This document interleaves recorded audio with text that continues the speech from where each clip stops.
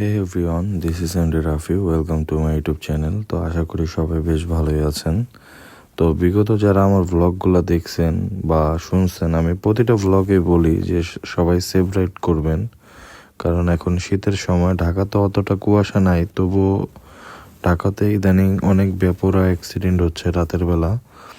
তো আমি workshop of করে আসার সময় আগারগাঁতে এইমাত্র একটা মর্মান্তিক দুর্ঘটনা চোখের সামনে দেখলাম। তো আপনাদের সামনে এটা তুলে ধরলাম, যাতে ভিডিওটা দেখা অনেকেই বুঝতে পারে যে আমাদের সেফ বাইক রাইড চালানো উচিত, যাতে সেফভাবে বাইকটা চালাতে পারি।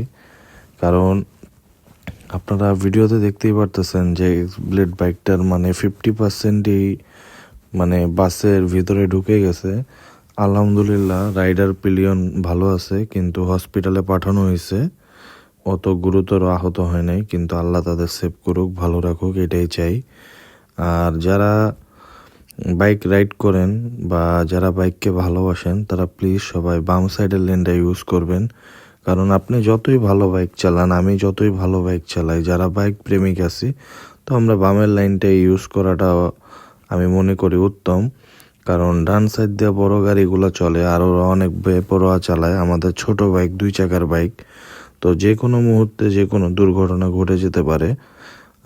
ভিডিওটা সামনাসামনি দেখছি, তাই আপনাদের সামনে প্রেজেন্ট করলাম, যাতে এই ভিডিওটা দেখা যারা আমার ভিউয়ার্স আছেন, যারা আমাকে ভালোবাসেন বা যারা বাইক রাইড করেন, তারা সতর্ক হইতে পারবেন।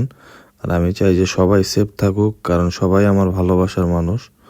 তো ভিডিওটা সবাই শেয়ার করে দিবেন প্লিজ, যাতে অন্যরা দেখেও সতর্ক হইতে পারে, যাতে সেফভাবে বাইক চালাইতে পারে।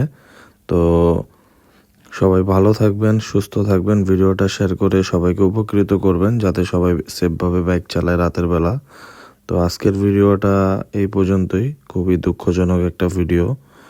তো আসসালামু আলাইকুম রহমতুল্লাহ। আর সর্বশেষ এটাই, যদি ভিডিওটা সবাই উপকার হয় শেয়ার করলে, তাহলে অবশ্যই লাইক, কমেন্ট, শেয়ার করে দিবেন। আর চ্যানেলটাকে সাবস্ক্রাইব করবেন।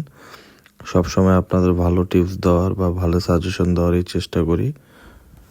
আসসালামু আলাইকুম।